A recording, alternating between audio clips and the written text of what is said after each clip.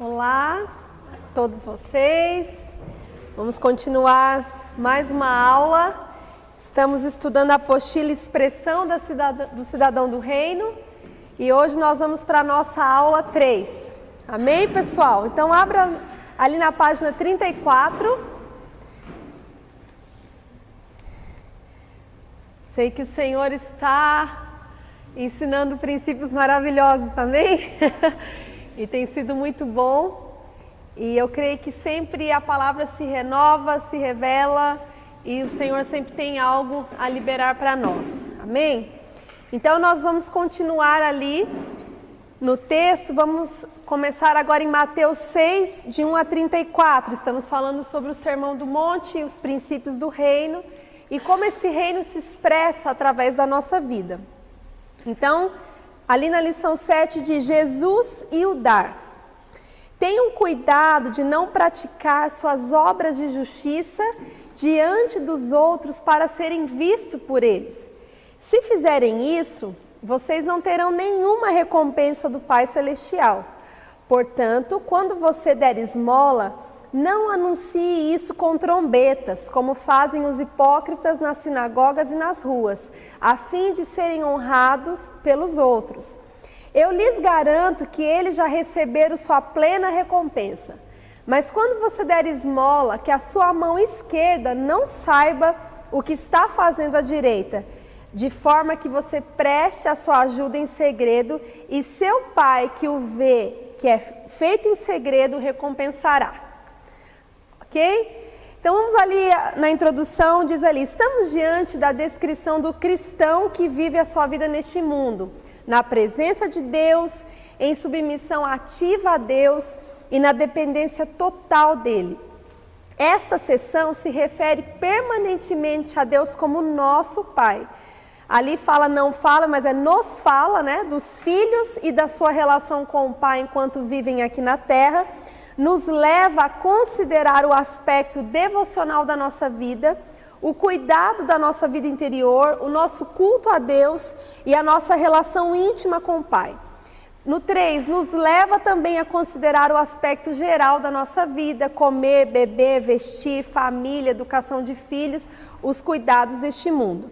Então, ali está dando um parâmetro daquilo que nós vamos estar falando nessa lição. Tá? Então, vamos lá no 1. Vamos começar agora a dissecar o versículo, vamos por partes. Tenham cuidado de não praticar suas obras de justiça diante dos outros para serem vistos por eles. Se fizerem isso, vocês não terão nenhuma recompensa do Pai Celestial. Então ali a apostila diz que existem alguns princípios que nós podemos extrair desses versículos, né?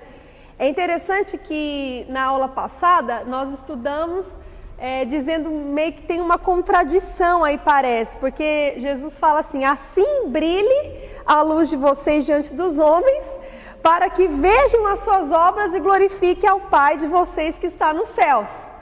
E agora Jesus vem discorrendo no mesmo sermão dizendo, tenham cuidado de não praticar suas obras de justiça diante dos outros para serem vistos por eles. Se fizerem isso, vocês não terão nenhuma recompensa. Então, parece que deu um choque ali, né? Eu falei, Jesus, como assim? Você falou que eu tenho que brilhar, mostrar e agora não tenho mais? Então, como que a gente vai entender esse paradoxo, assim, desse texto, né? Primeiro, nós temos que pensar, quem é a luz de vocês? Cristo. Então, assim brilhe a luz de vocês. Então, a nossa luz é diferente do que as nossas obras de justiça. Entende a diferença? Então, todas as vezes que o Pai vê Cristo em nós, vê essa luz em nós, deixa eu colocar aqui, o Pai é glorificado. Então, o Senhor, Ele não está interessado em nada de bom que eu e você possamos fazer para Ele. Queridos, Deus não aceita nada que vem da nossa carne, Deus reconhece. Isso é uma coisa que nós temos que entender, que Deus não reconhece aquilo que vem da nossa carne, porque senão, por exemplo, tudo que vem da carne é corrupto, porque senão, assim, os espíritas, as ONGs, os católicos, tantas pessoas que fazem tantas boas obras, você acha que o Pai está sendo glorificado com isso? Não, e eles dão banho na gente, né? Com tantas boas obras. E nisso o Pai não é glorificado, ou seja, o Senhor ele não reconhece obras de justiça que são feitas na nossa carne, né? Então, como que o Senhor reconhece? Quando a luz, ou seja, quando Cristo se expressa através de nós, isso sim glorifica o Pai, isso sim é maravilhoso. Então, a vida, como nós falamos na outra aula, se manifesta com dor, né? Eu ouvi o apóstolo Lara falando que quando você recebe a salvação é igual, né, numa relação de homem e mulher. Quando você vai fazer o filho é bom, né? Aquela parte da graça, né? Quem é casado sabe, recebeu, não tem dor, é maravilhoso, né? E aí a vida vai crescendo, e na hora dela se manifestar existe a dor, para que aquela criança saia, ou seja, a vida se manifesta com dor. A palavra de Deus diz que se a semente não morrer, se o grão de trigo não morrer, não tem como dar fruto.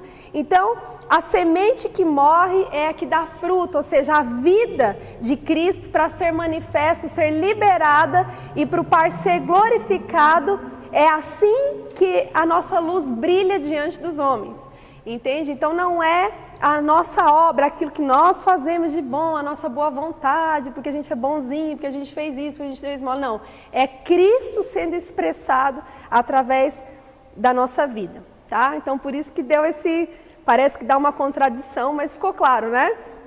Então tá, vamos ali no ponto 4. Então, o que ele expressa agora nesse texto também é que devemos evitar fazer as coisas para exaltarmos a nós mesmos. Tudo isso está na intenção na qual fazemos ou deixamos de fazer algo. Nem cair no extremo da ostentação do que eu faço para que as pessoas vejam o quão piedoso, religioso, espiritual que eu sou. Essa aqui é a nossa alma terrível, que ela é assim. Mas também não cair no outro extremo, dos monges que se separavam da sociedade e escondiam a sua luz, né? É tão crente, tão espiritual que fica lá no monte. Isso não é a proposta que o Senhor estava falando aqui. Virando a página, sempre devemos escolher entre agradar a nós mesmos ou agradar a Deus. Então, eu achei essa parte muito bacana, porque o autor fala ali, não é tanto entre agradar a homens ou a Deus, porque a gente sempre está acostumado a ouvir essa expressão, né? Nós temos que agradar a Deus, não agradar aos homens, sim ou não?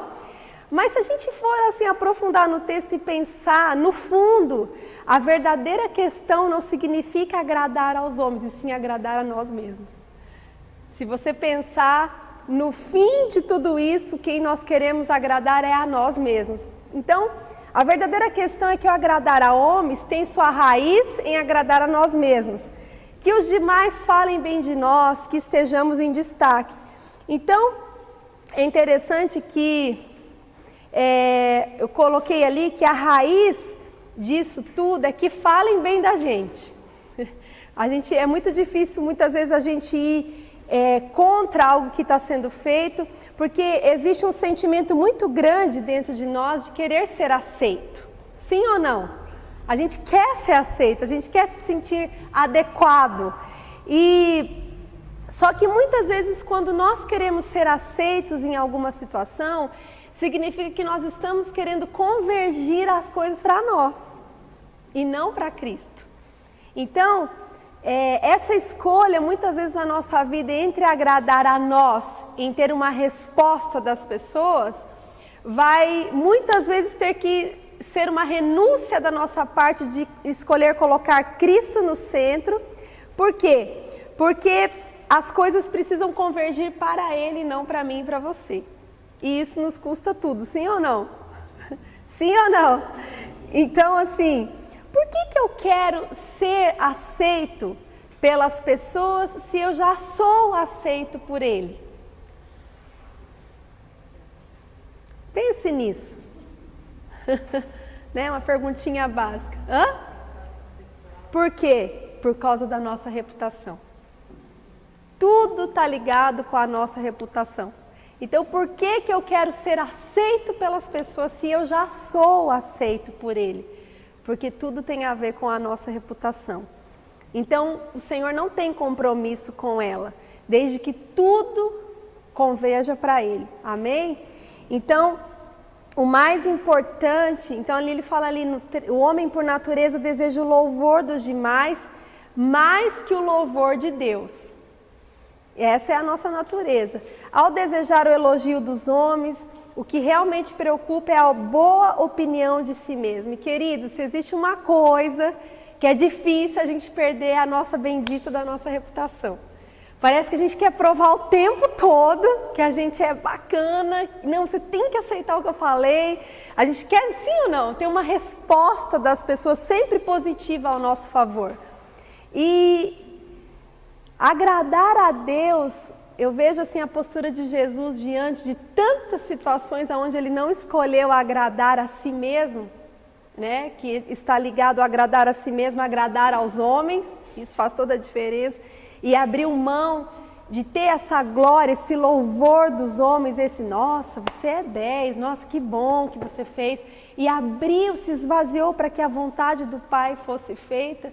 Esse é o verdadeiro evangelho, o verdadeiro cristianismo. Então, em última análise, sempre se reduz a isto: agradamos a nós mesmos ou agradamos a Deus?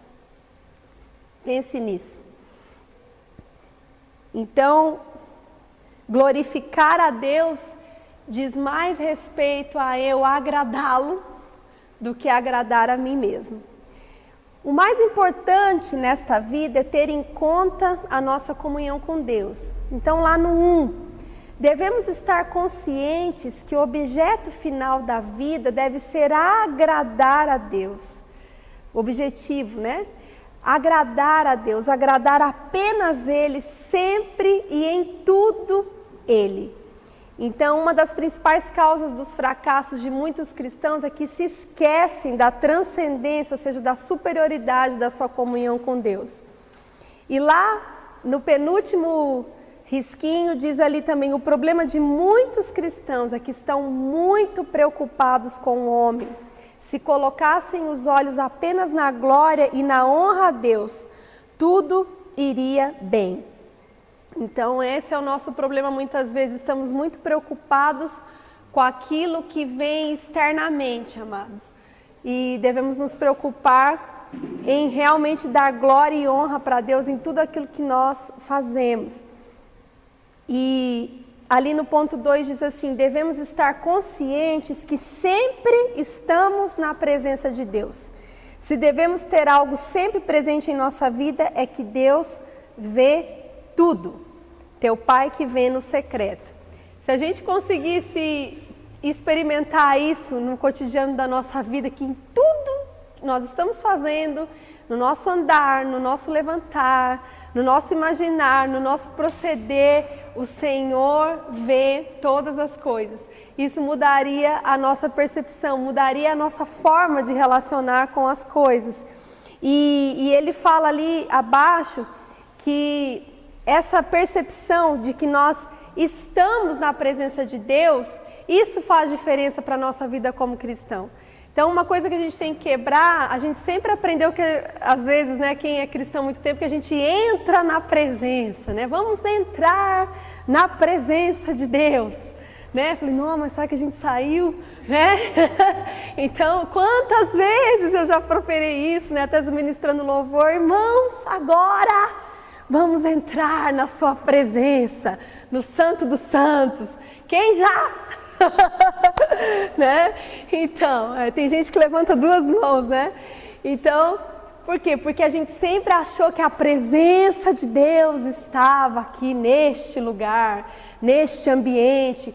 Ou seja, claro que quando estamos reunidos como corpo de Cristo, existe um ambiente, amém? Estamos congregados, onde o Senhor se revela, onde o Senhor se manifesta, onde o Senhor move, mas nós não entramos na presença, nós estamos na presença, amém? Dia após dia. E isso deveria fazer toda a diferença na nossa vida, no nosso cotidiano, porque você já pensou, se você pensasse assim, não sei se você já viu uma vez, eu vi um vídeo que Jesus estava do lado da pessoa em tudo que ela fazia. A pessoa corria, Jesus corria junto. A pessoa pegava o ônibus, aí Jesus estava segurando junto com ela. Era muito bacana. Pegava a escada rolante, Jesus estava subindo junto. Correndo atrás do lixo, ele junto, né? E isso assim ilustrou muito bem o que significa essa presença de Cristo 24 horas ininterruptamente conosco. E por que nós temos assim tanta facilidade de ignorarmos isso? De não lembrar disso, porque nós desconectamos facilmente dessa realidade que já é e já está. E isso faz parte de perceber e entender o reino de Deus. Amém? Nas nossas vidas, porque isso faz toda a diferença. Enquanto eu deitar, enquanto eu levantar, enquanto eu agir, correr, trabalhar, estudar, eu estou na presença. Amém? Eu não entro. Ó, que beleza, eu já estou, né?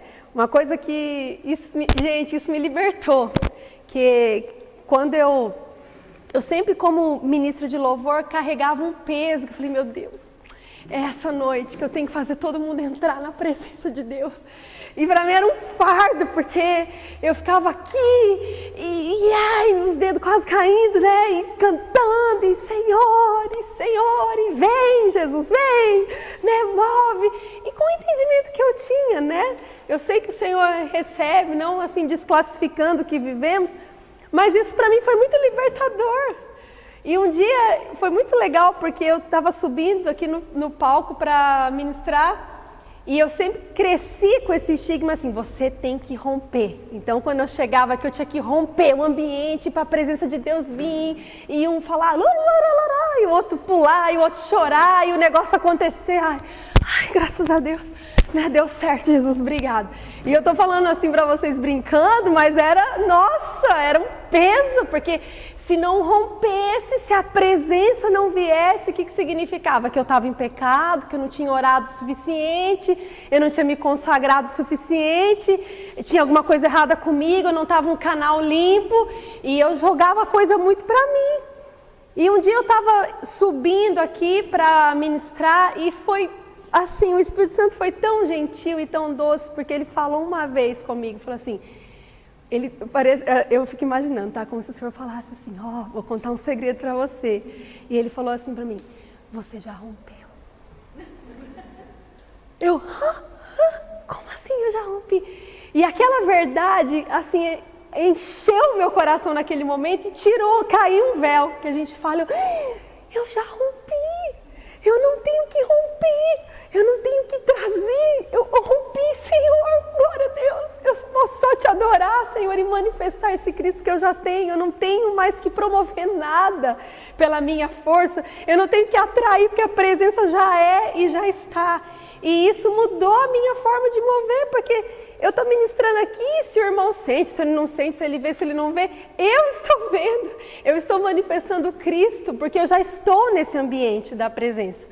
Amém? Então nós já rompemos, nós não temos que romper mais, já rompemos em Cristo. Amém? Continuando lá, ali no D, ele fala ali, né, no versículo falava que o teu pai que te vê em secreto te recompensará em público. E ele coloca ali no D, não está errado esperar recompensa da parte de Deus. Olha que legal. Porque o Senhor, Ele promete uma recompensa para nós, de vivermos esse reino e expressarmos esse reino. Então, na Bíblia sempre encontramos o princípio da recompensa. Eu queria que você abrisse lá em Hebreus, aquele versículo ali que fala, que eu achei muito legal, para testificar aquilo que nós estamos falando.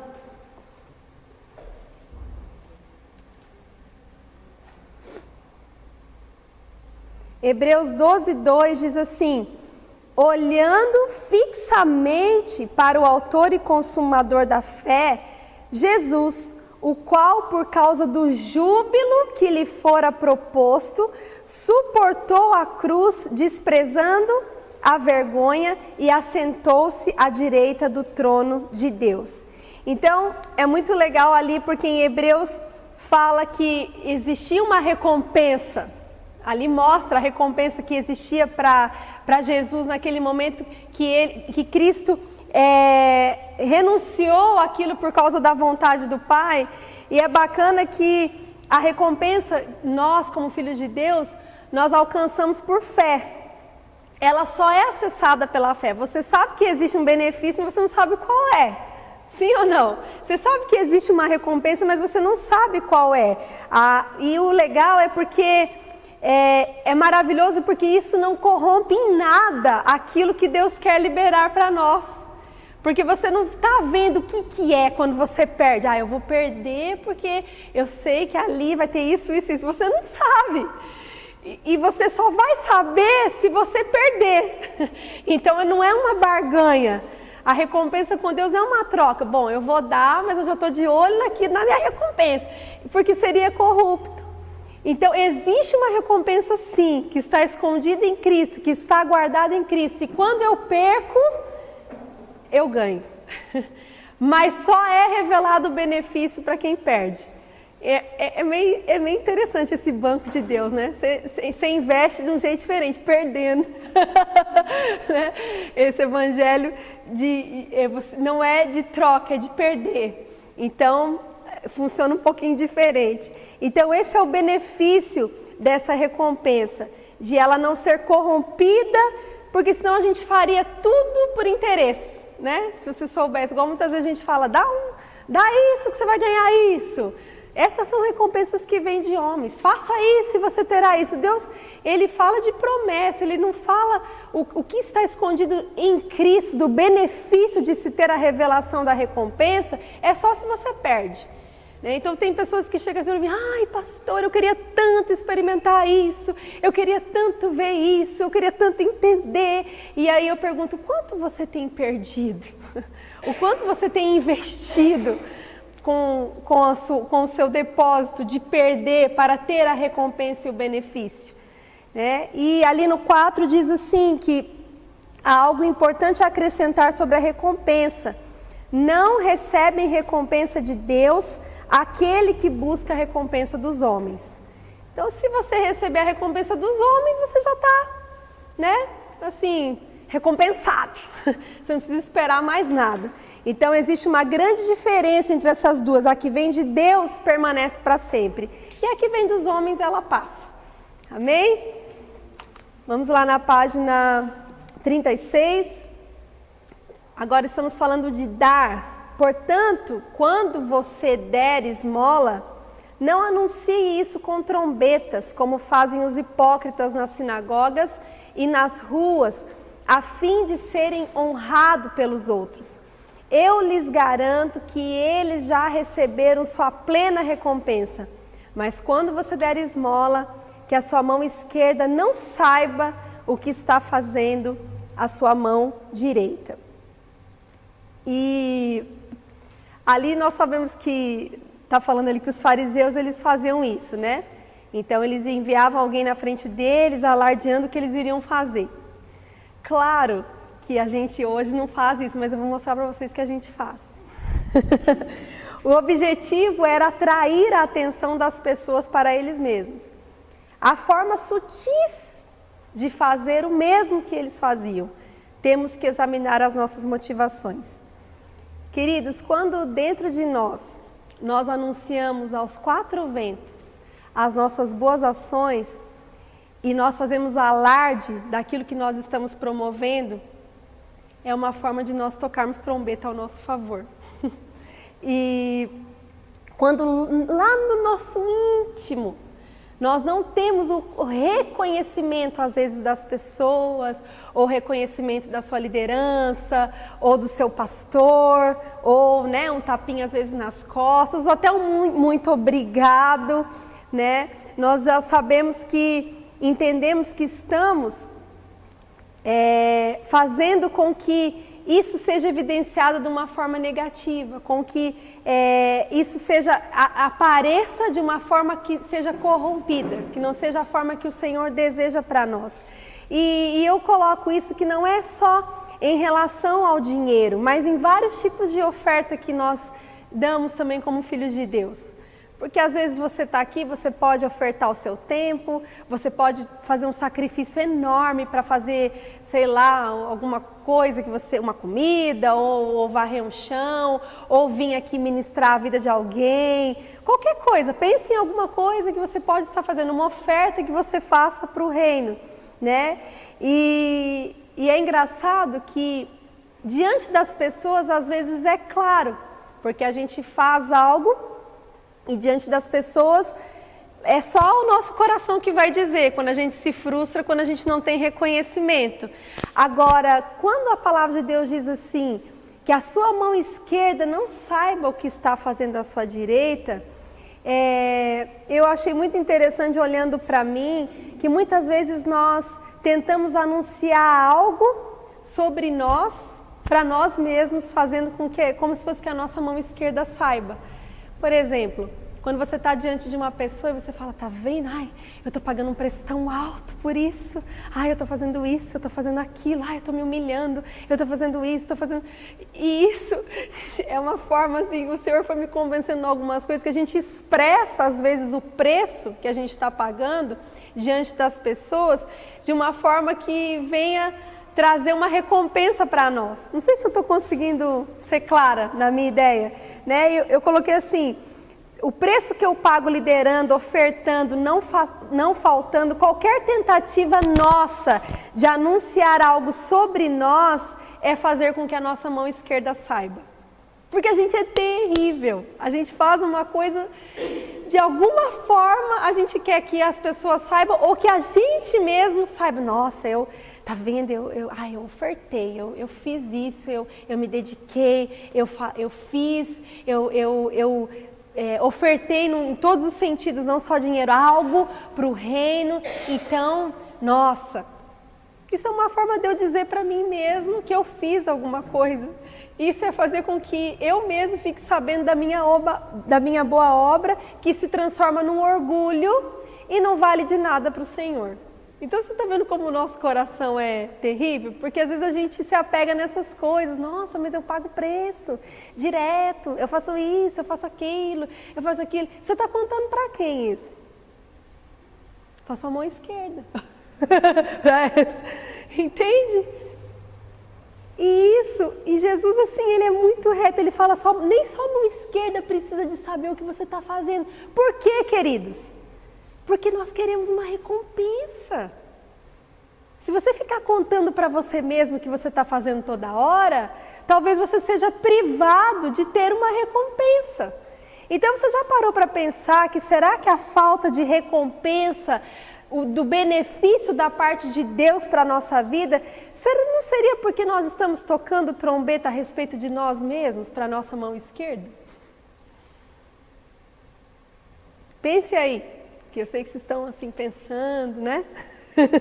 E às vezes o Senhor... Às vezes é a gente justificando para a gente mesmo. Exato. Para justificar não fazer outras coisas. Puxa Deus, mas eu já faço isso.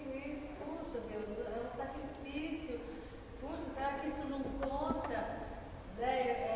As justificativas para o Senhor, que eu acho que é falar para a mão esquerda. Para nós mesmos, né?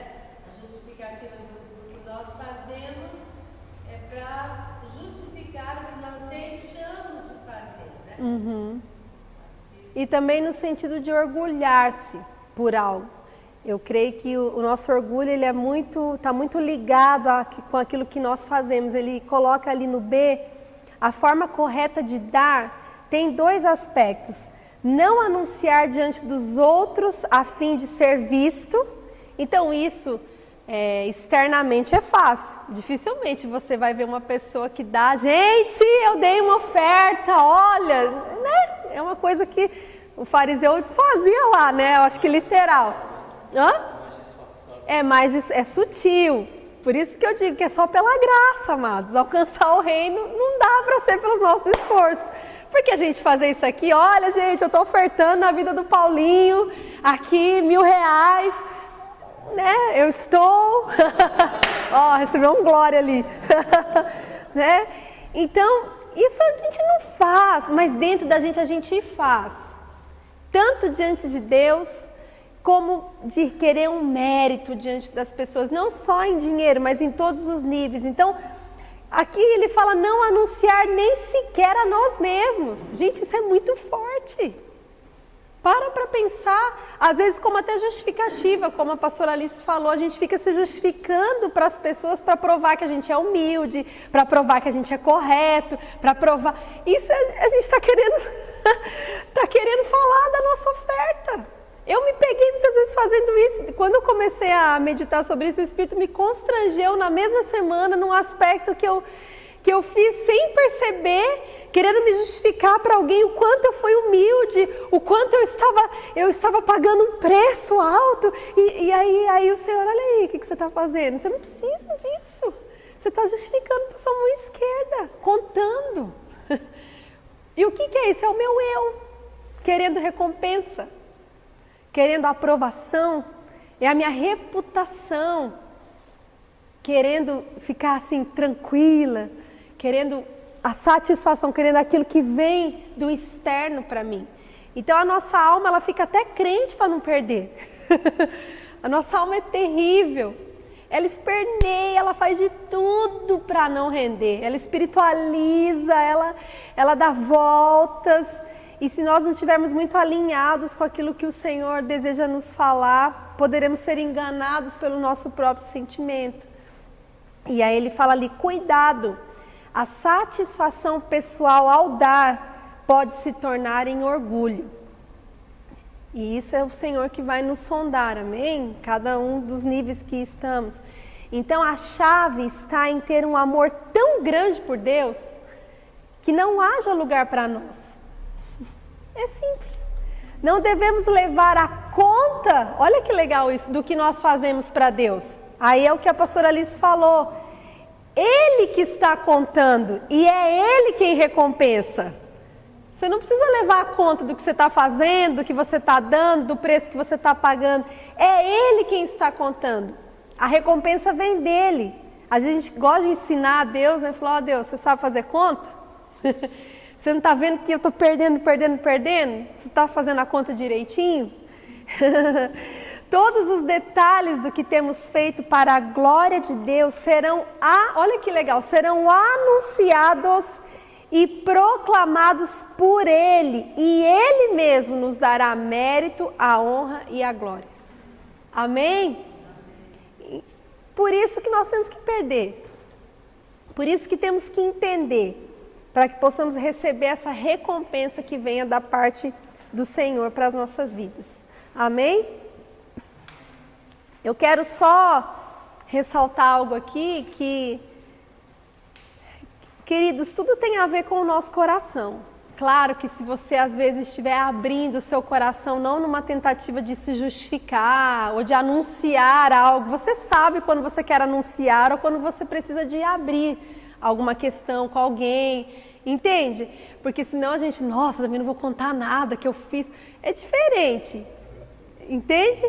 Quando você precisa de compartilhar algo, puxa, eu estou passando por uma situação, eu estou me humilhando, eu estou pagando esse preço pela minha vida do meu marido, pela vida da minha esposa, um exemplo.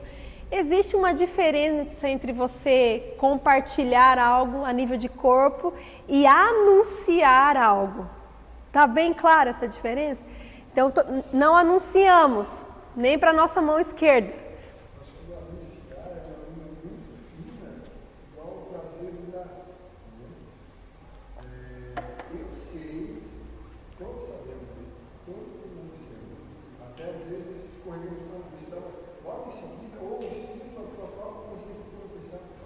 Uhum. É automático. E a gente mesmo fica naquilo, sabe que isso é normal, que falou, e automaticamente perdeu o privilégio do benefício da recompensa. Uhum. Exatamente. Viu como é profundo isso, né?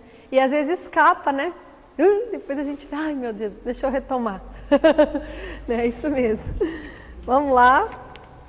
Continuando então, na página 37.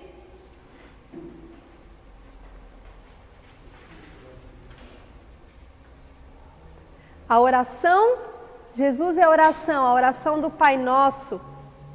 Então vamos ali, vamos pular ali para o 1, lá embaixo, na letra A, o foco errado da oração. Então, nós vamos trabalhar aqui Jesus é a oração e o Pai Nosso, tá? Então, a oração errada se foca em si mesma.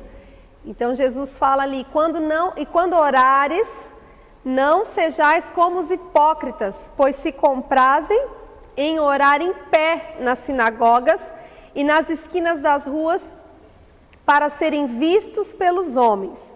Vamos virar ali a página. Lá no B, diz assim, a oração errada se foca em quanto se ora ou como se ora. E Jesus fala ali, e orando não usei de vãs repetições como os gentios que pensam que por muito falarem serão ouvidos. Então a gente ali deu algumas descrições de algumas versões da Bíblia, né? Não fiquem sempre repetindo a mesma coisa, não fiquem repetindo o que já disseram, como uma reza pronta, né? Às vezes a gente se torna repetitivo e chato também, né? A gente torna a oração como uma coisa assim, me fugiu a palavra, mas não é só religiosa, mas uma coisa meio pronta, meio... não é bem preparada a palavra exata que eu estava lembrando, mas automática, né? Eu acho que deve ser tão frustrante, a gente esquece um pouco da nossa posição de filho, né? Muitas vezes, porque o pai, já pensou se os nossos filhos fossem repetitivos? É chato quando a criança é repetitiva, né? Não sei se você já teve, eu às vezes passo na minha casa, o filho insistindo no negócio, repete, fala, e você já falou não, e o filho volta naquilo, e parece que o filho nem ouve mais, não tem mais diálogo. Muitas vezes nós somos assim com o Senhor, né? Repetindo as mesmas coisas, e eu tenho entendido, amados, nesse tempo, a oração como algo muito mais além do que clamar. E como desfrutar, nós desfrutamos pouco da comunhão com Cristo. A gente mais repete, chora, clama. Eu sei que tem esses momentos, mas existe algo mais além que é desfrutar dessa comunhão, desfrutar desses momentos, porque quando Ele se revela, as outras coisas se encaixam, sabe? As respostas estão nele. Tudo que nós precisamos está contido nele. E às vezes a gente meio que controla a coisa da nossa forma, do nosso jeito, com uma coisa pronta, com a cabeça meio fechada. E então Jesus, eu creio que ele quis simplificar a coisa quando ele falou, não usem a mesma coisa, não fiquem repetindo, usando repetições desnecessárias. E ali mais para frente fala ali, existe 2 erros básicos nessa forma de orar, que é o que nós estamos falando, o perigo do autointeresse, porque se você vai orar e ficar repetindo, você vai falar só aquilo que você quer, só aquilo que a sua vontade está direcionando naquele momento. E ali também ele fala, o problema está em desejar que os demais saibam que eu oro, o problema é desejar uma reputação de pessoa, de oração, porque eu sou uma pessoa de oração, e o problema é quando tudo está centrado em mim. Então, o perigo de nos concentrarmos na forma da oração, que palavras usamos, quanto tempo oramos, a que hora devemos orar, né? Eu já vi gente que falava assim, nossa, eu oro 5 horas por dia, e você vê, tipo, a vida da pessoa, puxa, né? Assim, tá legal, mas não condiz. Então, não é... Claro que quando estamos com Cristo devemos orar 24 horas, mas às vezes nós nos perdemos a formas, a métodos, a estruturas que o Senhor quis mostrar isso. Tanto que os fariseus iam orar no templo, né? E hoje nós temos que orar a todo instante. Amém? Desde quando a gente começou a ter esse entendimento, dentro dessa revelação, na verdade, da presente de Cristo em nós, né, eu vejo que há uma linha muito tênue na oração. Porque a gente pode levar para um lado, se eu não preciso orar, eu estar orando todo o tempo, não desfrutar do tempo de oração. Sim. Não entrar nesse tempo de profundo desfrute. Né? passado, eu não vou chorar porque não quero ter um filho chorão, já sei que ele sabe tudo sobre mim, ele está em mim, então não preciso orar. Porque todo tempo eu vou orar, tanto ligado todo tempo. Só que o dia a dia nos consome e acabamos não tendo um tempo específico para desfrutar do tempo chamado oração. Isso eu vou falar mais lá para frente, né? Que vai falar sobre entrar para o teu quarto, né? Isso é uma graça barata, né? Isso que ele colocou é uma desgraça, tá?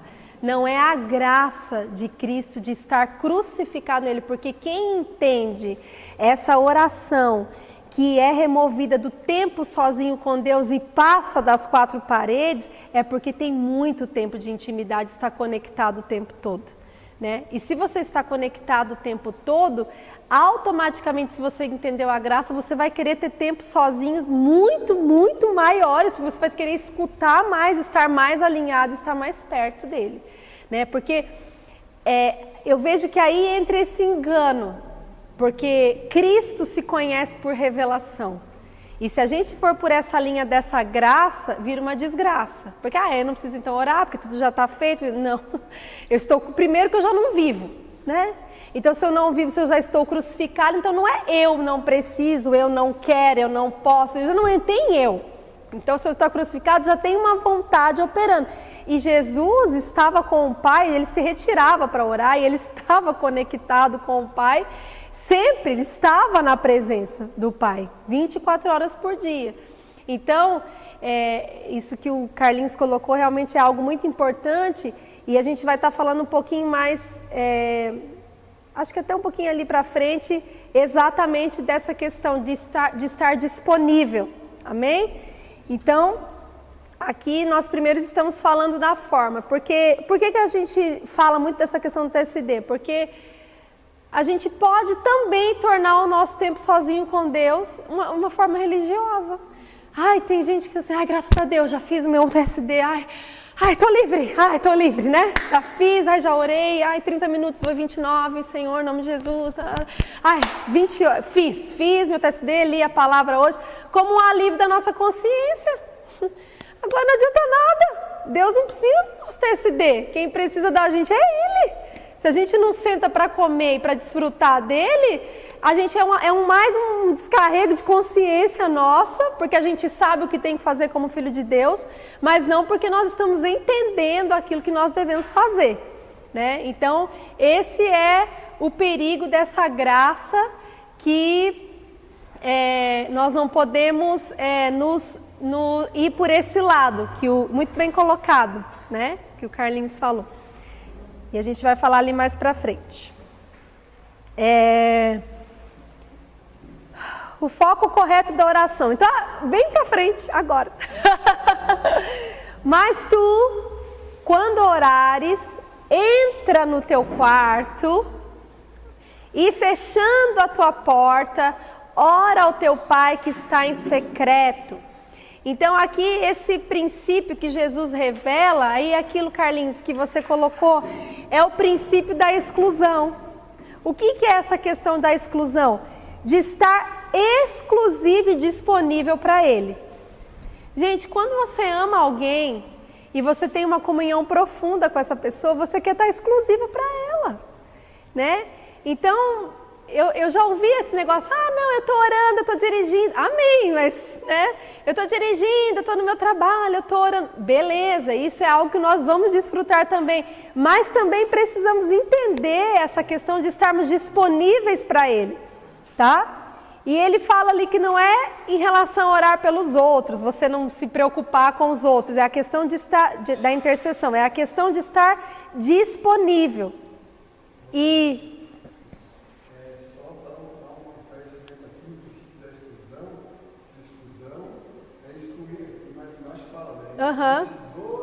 dos demais. Sim. Por isso que ele fala ali, não em relação a orar pelos outros, não ser independente, mas estar separado para ele, né? Então, excluir ali embaixo, esquecer-se de mim mesmo. Então, é tão interessante que às vezes a gente pode estar no nosso quarto, trancado no nosso aposento, mas também podemos estar concentrados em nós. né, nos orgulhando da nossa oração. Então, ou seja, intercedendo conforme a nossa mente, né? Então também existe isso. Gostei disso aí. Então, queridos, a questão é entender que o Senhor é o nosso lugar, né? O que a gente vai dizer, por exemplo, agora eu vou conversar com vocês, uma pessoa que está presa, que foi presa por causa do nome de Cristo, e está numa cela com 12 pessoas, como é que ela vai orar sozinha? Não. Um filho de Deus que foi preso porque foi perseguido por causa de Cristo, né? Reformulando a minha pergunta. Um missionário. Como eu já vi, você já deve ter lido, eu li daquele testemunho daquela missionária que ficou num container. Quem já leu a história dessa missionária, coisa mais linda, com 40, 50 mulheres. Durante o dia ela fritava e à noite ela morria de frio. Como é que ela vai praticar o princípio da exclusão? Então, só para a gente, você entende como a nossa mente ela tem que ir além. Agora, aqui que a gente tem que entender que devemos sim ter um tempo, eu acredito nisso, quem ama tem que estar disponível sim, ter tempo sozinho, tempo de qualidade com Ele, mas entender que o nosso lugar, o nosso quarto é Cristo, é Ele, é o Senhor, é estar vazio de mim, é ter esse espírito de contrição, como Davi falou, sonda-me, ó Deus, e conhece o meu coração, prova e conhece os meus pensamentos. Então, como a gente falou ali, nosso coração é tão corrupto que eu posso estar dentro do meu quarto sozinho, fechado e estar orando a minha vontade, né? Orando conforme a minha carne. Quantos já ouviram aquela oração? Pesa a tua mão, Senhor, né? Na vida dessa pessoa, faz justiça. Entende? Então nós temos que entender o conceito da exclusão é estar nele. E eu particularmente acho que estar nele, e essa questão também de estar disponível, de estar exclusivo para Ele. Porque nós temos aqui um privilégio de termos um quarto, de termos um lugar que podemos nos retirar e entrar, estarmos exclusivos, um lugar físico. Mas além de um lugar físico que o Senhor está querendo revelar, é um lugar também espiritual. Né? Porque como que os nossos irmãos da igreja perseguida que estão lá com 50 pessoas vão deixar de orar, né? Presos? Então o lugar é além, vocês estão entendendo? De algo físico somente. Mas entenda, irmãos, aquilo que foi colocado é muito importante. Não precisa mais orar? Que agora eu oro em todo tempo? Eu oro dirigindo? Eu oro tomando banho? Que graça é essa? A graça da desgraça. Né? Não vamos ser levianos com aquilo que o Senhor tem nos revelado.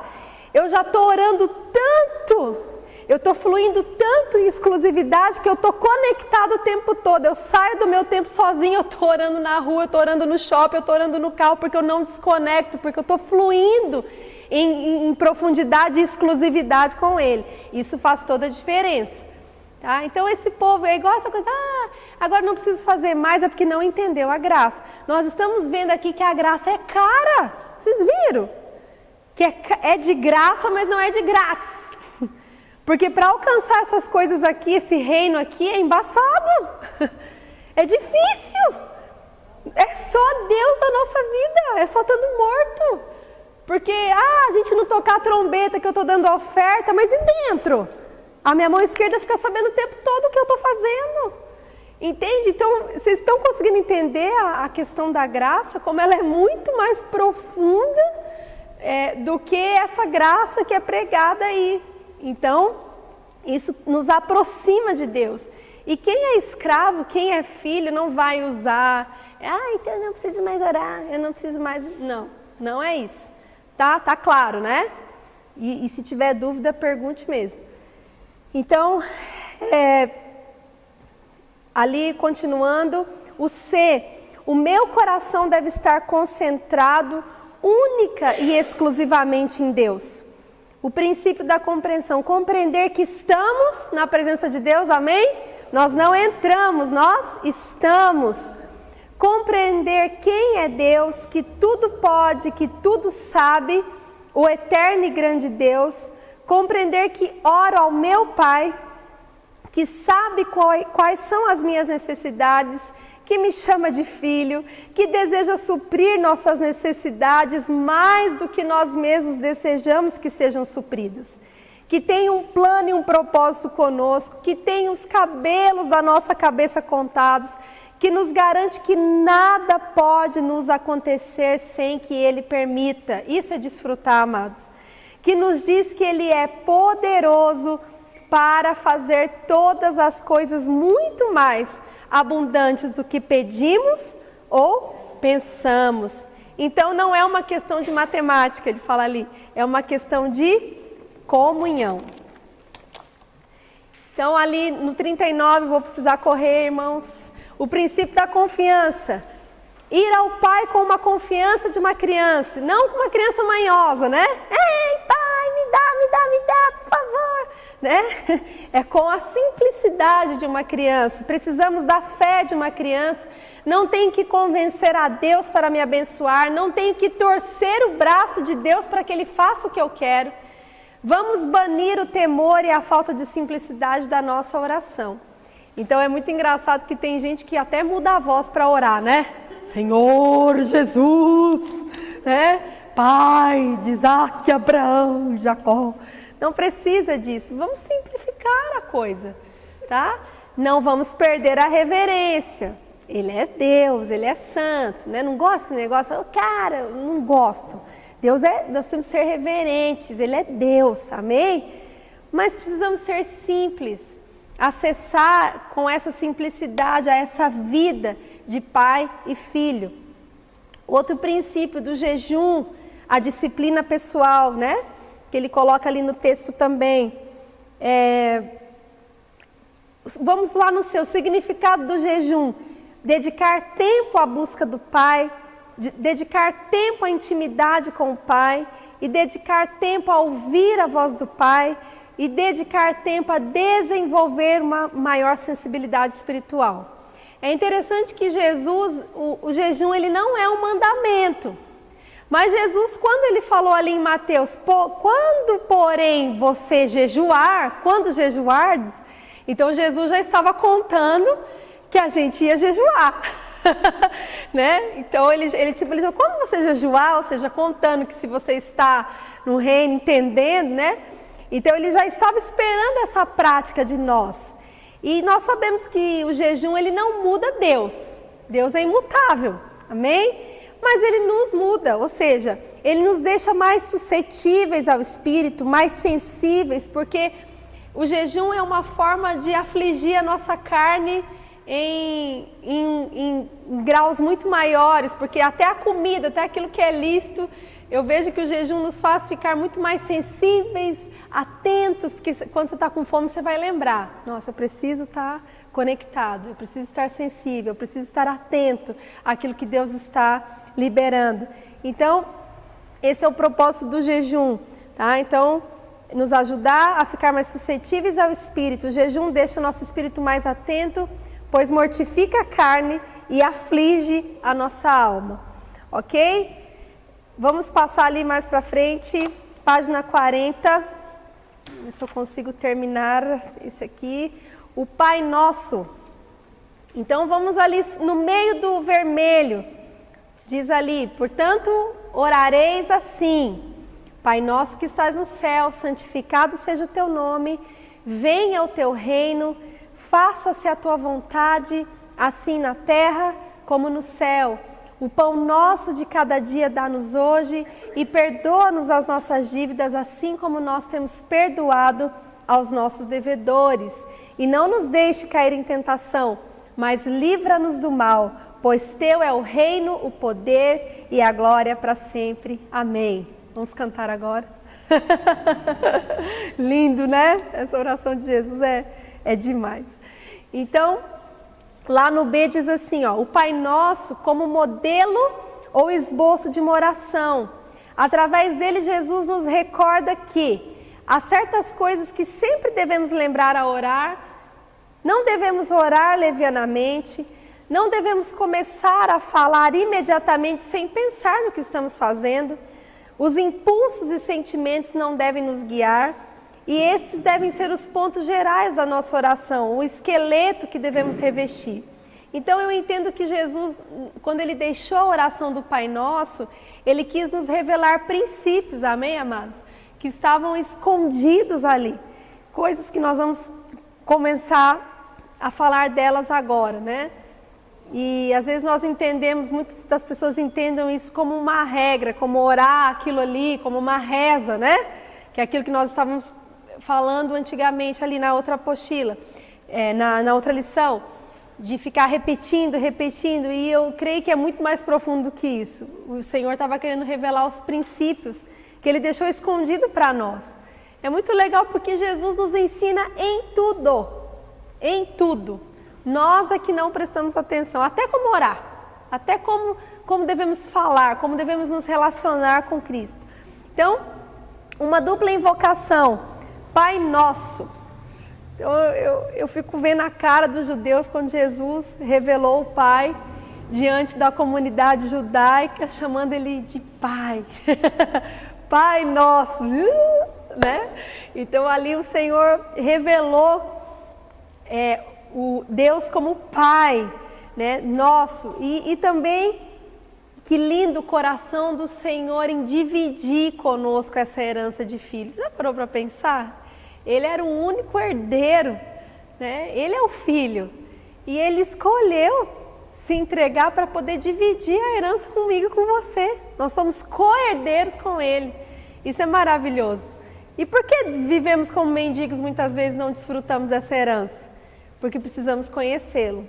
Então, Pai Nosso, quem pode chamar Ele de Pai? Os filhos que nasceram de novo. E apenas os filhos podem compreender essa relação. Então, que estais no céu. Então ali ele fala que a ideia de paternidade não tem a ver com o pai da terra, com suas fraquezas, com seus pecados, não tem a ver com a paternidade terrena, não tem a ver com uma referência da terra, e sim com a totalidade daquilo que Deus representa. Então a nossa ideia de paternidade deve concentrar-se no céu.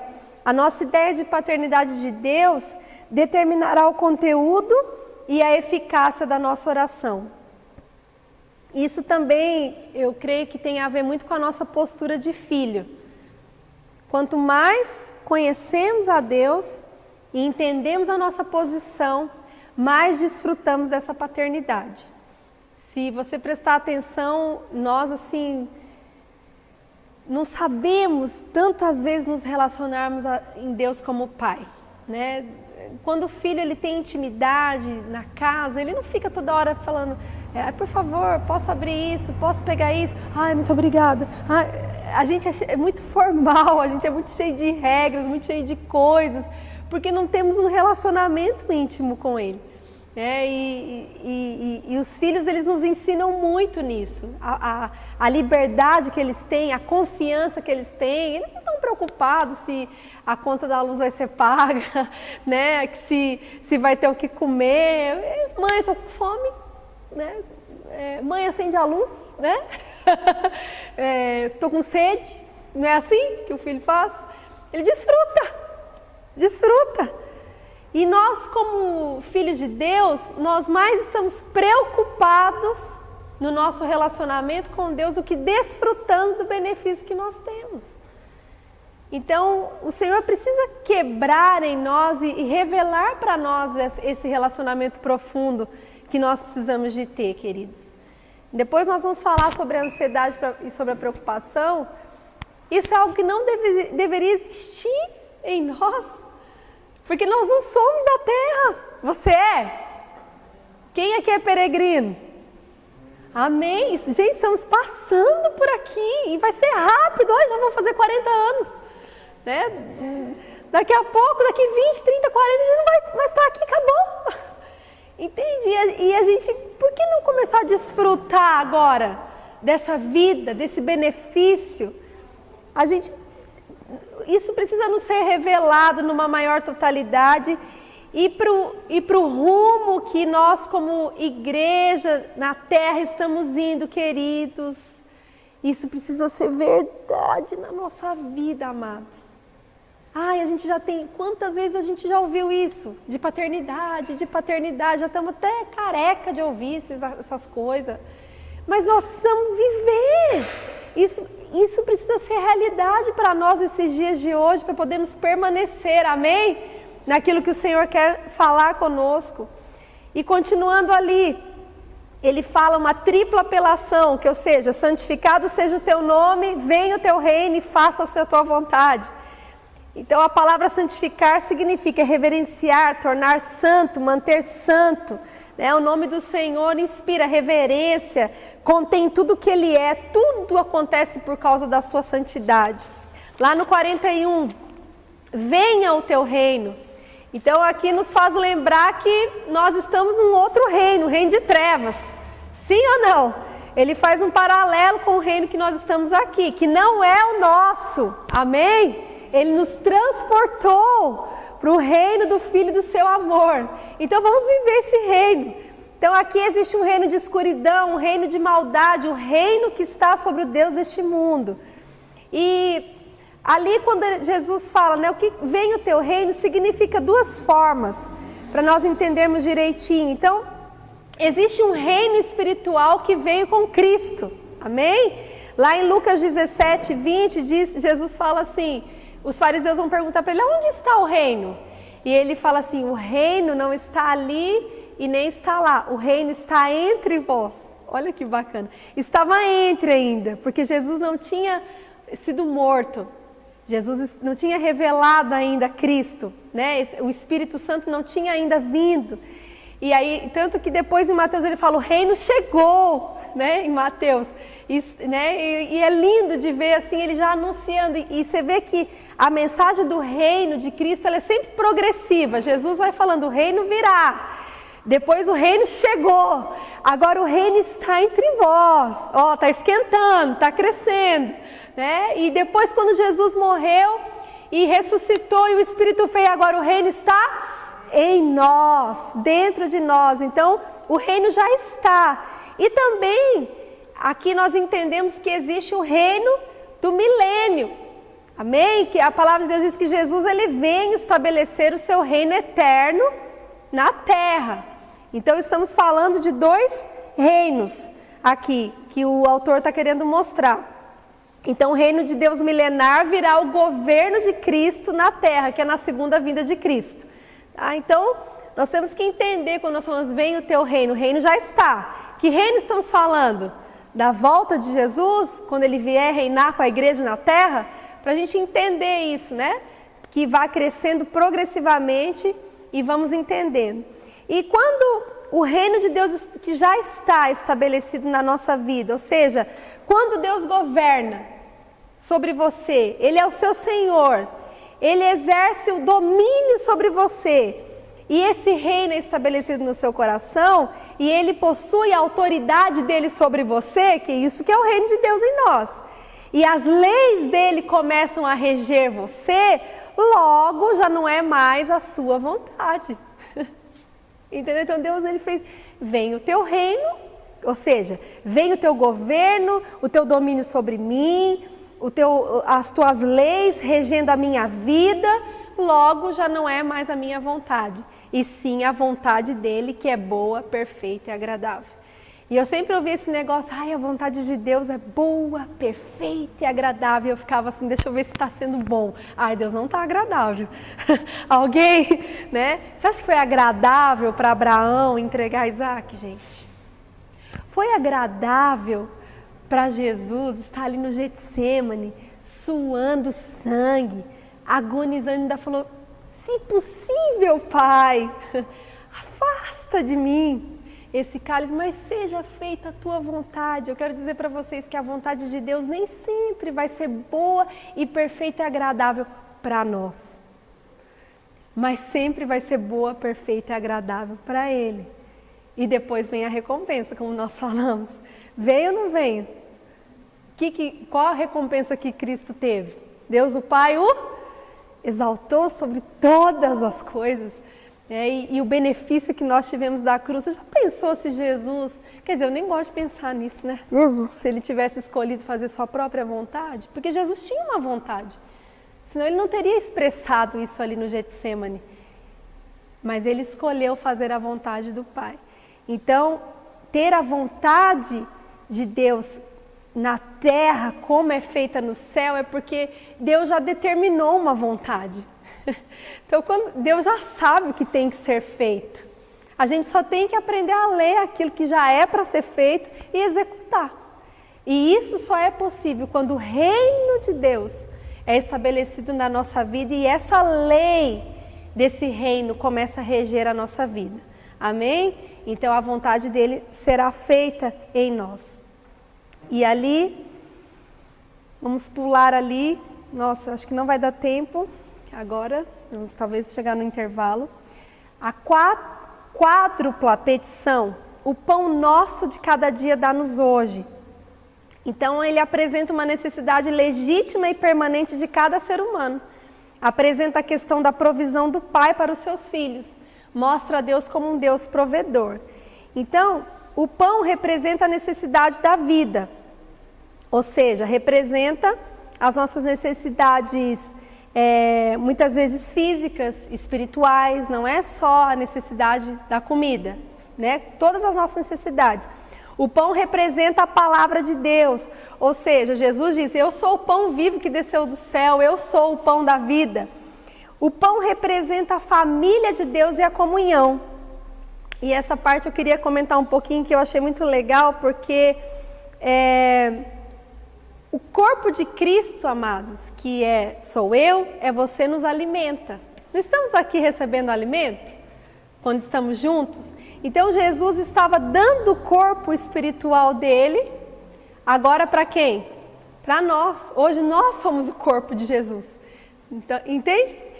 O princípio espiritual que se revela nisso. Então, quando estamos juntos, quando estamos congregados, nós comemos do corpo de Cristo, comemos do pão. Então eu posso acessar o Cristo que está em você, o Cristo que está em você, e você pode acessar o Cristo que está em mim. Isso é a verdadeira comunhão. Era o que Jesus queria expressar ali. Porque corpo é quem? Não é? Somos nós. Então, a comunhão é comer do mesmo Cristo. Essa é a verdadeira comunhão. É nós sentarmos e comermos do Cristo que existe em você. E você comer do Cristo que existe em mim. E isso é lindo. Por isso que estamos congregados. Por isso que o Senhor nos deixou estarmos juntos, funcionando juntos. Porque o corpo, ele se alimenta. Amém? Então, essa balela que fala... como é que eu escuto? Não, eu estou muito bem, mas eu só não vou na igreja. Porque eu não quero estar na igreja, porque é eu e Deus. Gente, é ridículo isso. Né? Não, eu e Deus, eu não estou longe de Deus, só estou longe da igreja. Não tem condição disso, porque a igreja é quem? O corpo, mas o corpo é quem? De Cristo. Ou você acha que existe uma cabeça ambulante? Você pensa numa cabeça sem corpo. É isso que a pessoa está falando. Entende? Então, existe um princípio muito espiritual. Quando alguém vier e falar isso para você, não, eu não vou mais na igreja, eu e Deus a gente está bem. Falou, peraí. Você está uma mão sozinho, então você tem uma cabeça ambulante. Quem é a sua cabeça? Aonde está a sua cabeça? Cristo. Amém, amados? Então, por isso, o pão, ele tem a ver com, ele representa a família de Deus e representa essa comunhão que nós temos que ter uns com os outros. Amém? E representa a salvação e o Salvador. Vamos para o intervalo. Vamos continuar, então, a nossa aula. Estamos ali na página 41, na quádrupla petição. Então, ali no B, vamos voltar aqui, pessoal. Então, ali no B, diz assim, perdoa as nossas dívidas, assim como nós temos perdoado aos nossos devedores. Então, é legal porque Jesus já deixou entender que você vai perdoar. Amém? Então, Jesus já deu a letra ali. Nos perdoa assim como você vai perdoar quem te ferir. Então, sabemos que o perdão dos nossos pecados é uma necessidade permanente e é uma petição condicionada. Então, Jesus disse, como nós perdoamos, ou seja, da mesma maneira, Senhor, também nos perdoe. Então, vamos traduzir isso. Olha que profundo que é, pessoal. Senhor, me perdoe com a mesma atitude a qual eu perdoo. Olha, Senhor, me perdoe com a mesma rapidez que eu perdoo. Ouviu um glória aí? Senhor, me perdoe com a mesma misericórdia com que eu perdoo. Oh, esse Jesus é lindo, né?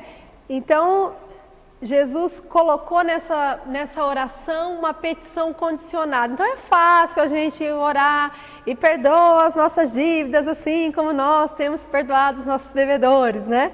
Isso é muito mais profundo. Então, eu acho que isso poderia nos acelerar, né? A sermos mais ágeis em perdoar, a sermos mais ágeis em ter misericórdia, porque só seremos perdoados, esse é o padrão, se nós perdoarmos. Amém, amados? Eu creio que você já sabe disso, mas isso vem para dar uma lembradinha em você. E não nos deixe cair em tentação, uma petição de vitória sobre o pecado. Lá na 42, livrai-nos de todo mal. Que mal? Todo tipo de mal. O mal que está dentro, ou seja, o meu mal da minha própria carne, o mal que está fora das pessoas, das dificuldades, das doenças, e o mal que vem do próprio inferno. Jesus fala, livra-nos do maligno. Então, uma petição de proteção sobre o maligno. Então, a conclusão ali da oração. Na oração é fundamental saber a quem estamos orando. Na oração é fundamental saber quais são as nossas prioridades. Na oração é fundamental ter plena confiança no Pai. Na oração é fundamental o estado do nosso coração. E na oração é fundamental desenvolver uma absoluta dependência do Pai. Amém? Isso muda tudo, a nossa forma de nos relacionarmos com Ele. Vamos ali na página 43. Vamos só ler lá em cima. Graça, os terríveis efeitos do pecado e a preocupação e a ansiedade são as duas coisas que nós vamos falar agora. Pode pular para a página 44. Aquilo que nós não estamos conseguindo ver aqui pelo fator tempo, você veja em casa depois, tá? Que não temos como pegar todos os pontos. O pecado cega ao ser humano em certos aspectos vitais. Na página 44a, o pecado cega a mente do ser humano para que não veja as coisas que são perfeitamente óbvias. Então, em 2 Coríntios diz assim, mas se ainda o nosso evangelho está encoberto para os que se perdem, está encoberto, nos quais o Deus deste século cegou os entendimentos dos incrédulos, para que lhes não resplandeça a luz do evangelho da glória de Cristo, que é a imagem de Deus. Então é engraçado que isso a gente se vê assim muito claramente nos dias de hoje. São conceitos que todos nós sabemos, mas a impressão que dá, a realidade que existe é que toda a humanidade está cega para coisas que elas já sabem. Por isso que o Deus desse século cegou. Em que aspecto? A gente sabe que o pessoal vai se deteriorar, sim ou não? Né? Como diz o Clebinho, verá tudo mochimba, vai cair tudo, vai deteriorando, né? Ninguém está livre do efeito da gravidade e vai ficar tudo ruim até morrer. Todo mundo sabe que vai acabar. Todo mundo sabe que o dinheiro você não vai levar. Qualquer um sabe que não é possível levar nada da terra. Todo mundo sabe dessa verdade. E por que nós não vivemos de acordo com essa compreensão? Por que o mundo não vive? Por quê? Porque o Deus, esse século, cegou o entendimento dos incrédulos para que lhes não resplandeça a luz do Evangelho da glória de Cristo, que é a imagem de Deus. Então o pecado, lá no B, cega o ser humano em relação ao valor relativo das coisas. O tempo e a eternidade, a luz e as trevas, o homem e Deus. O pecado cega o ser humano para a impossibilidade de misturar extremos opostos. Olha que interessante, não existe mistura entre luz e trevas. Não pode se servir a dois senhores, a palavra é bem categórica nisso. Ou você ama um ou você vai odiar outro, não tem jeito. Ambos são absolutos, ambos exigem a nossa dedicação total. Então a cegueira desse mundo diz assim, você pode servir os dois. Mas a palavra de Deus diz, você não pode seguir os dois. Então a igreja e o cristianismo muitas vezes se encontram imersos em uma mistura de culturas. mas Deus é absoluto. Amém? Então, não precisamos andar debaixo dessa cegueira e dessa escravidão. E é interessante que o pecado, lá na 45, escraviza o ser humano em coisas que existem para servi-lo. Deus nos deu coisas, amados, para elas nos servirem. Amém? Só que, infelizmente, nós invertemos as coisas. Nós servimos as coisas e nos tornamos escravos daquilo que era para nos servir. Então, quando essas coisas nos dominam, nós nos convertemos em seus escravos. Lá no C1, coisas que deveriam estar a serviço do ser humano dominam sobre nós. Inclinamos-nos diante de coisas e adoramos coisas que deviam nos servir. E isso se chama idolatria. Então, tudo aquilo que nós adoramos, que nós nos tornamos escravos, preenche um lugar no nosso coração que é o lugar onde deveria estar Cristo no centro. Então, tudo aquilo que ocupa o lugar de Deus na nossa vida, nós nos tornamos escravos e isso é idolatria. Por isso que o pecado estraga completamente o ser humano. Como estraga? Como o pecado estraga? Tendo passado a vida entesourando certas coisas, no fim percebe que não tem nada. E aí ali em Mateus 16 diz, o que aproveitará o homem ganhar o mundo inteiro e perder a sua alma? Você já viu aqueles relatos de filmes, daqueles homens ricos, né? Todo mundo já assistiu. Empresários bem-sucedidos que ganhou dinheiro, e teve tudo o que queria e chega no fim da vida, tá lá no fundo de uma cama do hospital, refletindo na vida, no tempo que perdeu com a família, no tempo que, né, isso falando assim humanamente, né, no tempo que ele correu atrás do vento e não investiu naquilo que é importante, naquilo que é necessário. Quanto mais nós que somos cidadãos de um reino. Então, ali no 3 ele diz, pensemos em todas as coisas pelas quais nos preocupamos e que ocupam a maior parte do nosso tempo. Quantas dessas coisas vão estar comigo quando eu morrer? Oi? Isso muda tudo, né? Então, é interessante que a eternidade, porque nós já temos a eternidade dentro de nós, amém? A eternidade já começou para mim e para você. Ela não vai começar. A gente acha assim, quando eu morrer... Não, nós já não estamos vivendo o reino, o reino não está em nós, já somos eternos. A eternidade já começou e nós temos muita dificuldade de compreender aquilo que está infinito, que está atemporal, fora do tempo. E nós não podemos, amados, basear a nossa vida naquilo que não é eterno. A gente corre muito atrás do vento. A gente se preocupa com coisas que, para nós, como filhos de Deus, não era para a gente se preocupar, porque a gente não vai levar nada. Presta atenção, essa pergunta assim é chocante. Quantas das coisas a qual nós temos dedicado o nosso esforço, o nosso suor, o nosso tempo, a nossa atenção, estarão comigo quando eu morrer? Pense. E a palavra de Deus diz lá em Gênesis que Eva, se você ler lá, quando ela viu o fruto, diz que ele era bom e agradável para se comer. Sim ou não? E é interessante que Eva não foi atraída pelo lado mal da árvore. Ela tinha uma instrução, mas o Senhor falou, não come. Mas a palavra de Deus diz que ela, vendo que o fruto era bom e agradável de se comer, tipo, né? Ela foi. Então, queria transportar isso para a nossa realidade. Há um bom e belo no nosso raciocínio, como homens, que nos prendem a coisas terrenas. Que quando nós comemos, nós morremos. Porque se Eva tivesse comido da árvore da vida, ela estava lá junto. Você já pensou nisso? Ai, Eva, por que você errou a árvore? Era aquela. Ela viveria para sempre.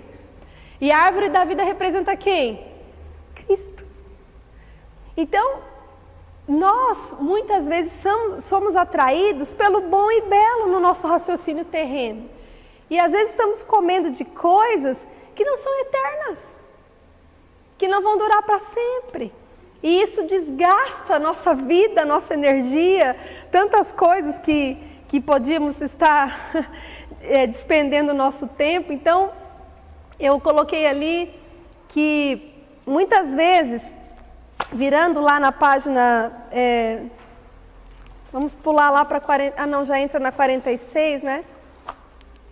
Que, na 47, nós vamos falar lá que esse ladrão da eternidade, que são as preocupações e as coisas desse mundo. Nós vamos ali falar um pouquinho mais para frente. Pode abrir lá na 47. Como que a gente esquece o senso do eterno, gente? A gente não pensa no que é eterno. Como é difícil para nós estar pensando nas coisas do alto, naquilo que, porque isso nos daria esperança, pensando que a gente está passando aqui. Olha quantos anos você tem, não quero te deixar deprimido. Mas a vida está correndo. E o que você está plantando? Nós nos preocupamos com coisas tão pequenas e esquecemos desse senso de eternidade que já está plantado dentro de nós. E essa passagem eu acho que encanta todo mundo, porque ela é linda quando o Senhor fala conosco ali. Portanto, né, Jesus ali ensinando, eu lhes digo, olha aqui que Jesus diz para nós, não se preocupem com suas próprias vidas, né? Quanto ao que comer ou beber, nem com seus próprios corpos, quanto ao que vestir. Não é a vida mais importante do que a comida e o corpo mais importante do que a roupa? Observem as aves do céu, não semeiam, não colhem, não armazenam em celeiros, contudo o Pai Celestial as alimenta. Não tem vocês muito mais valor do que elas? Quem de vocês, por mais que se preocupe, pode acrescentar uma hora que seja a sua vida? Por que vocês se preocupam com roupas? Vejam como crescem os lírios do campo. Eles não trabalham, nem tecem. Contudo, eu lhes digo que nem Salomão em todo o seu esplendor vestiu-se como um deles. Se Deus veste assim a erva do campo, que hoje existe e amanhã é lançada ao fogo, não vestirá muito mais a vocês, homens de pequena fé? Portanto, não se preocupem dizendo o que vamos comer, o que vamos beber, ou o que vamos vestir, pois os pagãos é que correm atrás dessas coisas, mas o Pai Celestial sabe que vocês precisam delas. Busquem, pois, em primeiro lugar o reino de Deus. Lembre o que é o reino de Deus em você e a sua justiça, e todas essas coisas lhes serão acrescentadas. Portanto, não se preocupem com o amanhã, pois amanhã se preocupará consigo mesmo. Basta cada dia o seu próprio mal. Amém? Isso eu tinha que ler inteiro. Então, lá no C, no ponto 2, diz assim: nesta aula veremos este princípio aplicado ao que não tem ou tem o justo. Em ambos os casos, o Senhor nos adverte sobre um múltiplo perigo. Então aqui, viver preocupados pelas coisas terrenas, viver oprimido pelas coisas terrenas, viver agoniados pelas coisas terrenas e viver obcecado pelas coisas terrenas. Satanás não importa, amados, muito com a forma que o pecado assuma, desde que ele triunfe no seu objetivo final. Então é indiferente para ele se uma pessoa está acumulando tesouros na terra ou se uma pessoa está preocupando pelas coisas terrenas. O que ele quer é que a nossa mente esteja nessas coisas e não em Deus. Ele nos acusará e atacará de todos os ângulos possíveis. Então, como eu estava falando ali atrás, o ladrão para mim da eternidade é a preocupação com este mundo. Sim ou não? Porque estamos nele, né? Temos que viver, temos aflições. E a maioria das nossas preocupações, eu tenho meditado muito nisso, porque às vezes eu me vejo saqueada no meu tempo. No tempo, né? A gente corre para lá, corre para cá, vem para cá, vem para lá. E o Senhor tem me constrangido, e muitas vezes, porque a maioria das nossas preocupações e ocupações são fruto da nossa vaidade. São coisas desnecessárias, que se você parar para pensar, são coisas que você não tem que fazer. São coisas que você inventou de fazer. E depois a gente fica oprimido por aquilo que a gente inventou. Sim ou não? Preste atenção nisso, medite sobre isso. E a grande questão de Satanás hoje é sempre nos manter ocupado. Aí nós entramos naquela questão de estarmos exclusivos para Ele, porque se você estiver ocupado, significa que você não está disponível. Se você não está disponível, você está offline para a linha do céu. E aí você não aprende de Cristo. O reino não é vivo, não começa a ser estabelecido em você e através de você. Por quê? Porque estamos focando nas coisas, estamos focando naquilo que passa. Não vamos levar nada. Que semente você tem plantado para o eterno? O que você tem semeado que você vai levar para a vida eterna? E é tão forte isso que eu não sei se você já fez esse exercício. Você já parou para pensar no que você está pensando? Às vezes eu me apavoro às vezes comigo, porque às vezes eu estou... E um dia o Senhor fala, pensa no que você está pensando. Eu falei, peraí, deixa eu ver. Meu Deus, a minha mente está cheia de coisa. Eu estou pensando nisso, eu estou pensando naquilo, estou pensando naquilo, estou pensando naquilo. Que eterno, que nada. Entende como somos saqueados nisso? Porque vivemos preocupados e em dificuldades. E é um triste fato, mas nós somos uma nação de ansiosos. Nós somos um povo ansioso, amados. É triste para nós, mas é a verdade. Jesus diagnosticou o problema da humanidade quando ele virou para Marta e falou, Marta, Marta, você está preocupada e inquieta com muitas coisas. Ninguém se identifica, né? Tadinha da Marta, a gente crucifica a Marta, né? Ai, Marta, né? Mas existe uma Marta dentro de cada filho de Deus, infelizmente, na nossa velha natureza. E é interessante que hoje a humanidade ela está indo para uma progressiva, para um ápice de estresse, de depressão, sim ou não? A gente nunca ouviu tanto falar de síndromes, de depressão, de síndrome do pânico, de crise de ansiedade, porque cada dia a gente tem as coisas mais rápidas, estamos mais acelerados, estamos mais ocupados e preocupados, e isso tem acentuado cada dia mais. Antigamente a gente nem ouvia falar, né? Vô que trabalhava na roça, preocupava com o quê, né? Preocupava se ia catar capivara, se ia ter ovo na galinha, né? Parece que... Então o progresso da humanidade, tudo tem contribuído para que nós estejamos cada dia mais ocupados e preocupados. E esse é o curso da ansiedade, amados, é a contínua carga de preocupação e medo, né? Então, olha a mentira. Você é desse reino ou não? Não, eu não sou daqui não. Você também não. Então, olha a mentira que Satanás coloca na mente das pessoas. Preocupa e nada vai acontecer. Por quê? Preocupe-se e dessa forma a preocupação vai se tornar o seu modo de viver. E a mentira que o diabo faz é porque se você está preocupado, ou seja, a sua mente está ocupada com algo, não há espaço para que você se ocupe com uma promessa e uma verdade de Deus que te governe. Entende? Então eu já dei esse exemplo quando eu ministrava as mulheres, que a preocupação é como uma cadeira de balanço. Ela te dá algo para fazer, mas você não vai para lugar nenhum. Você já viu aquelas cadeiras de vovó? Né? Porque parece que a preocupação é algo que vem... Não, eu preciso dela para poder me livrar da ansiedade, mas ela não te leva para lugar nenhum. O que ela gera? Inquietação. Quem já viu aquelas cadeiras de vovó que balançava para frente e para trás? Essa é a preocupação na nossa vida. Ela é uma cadeira de balanço, lhe dá algo para fazer, mas você não vai para lugar nenhum. Então, olha a verdade de Cristo. A Bíblia diz mais de 350 vezes, não temas.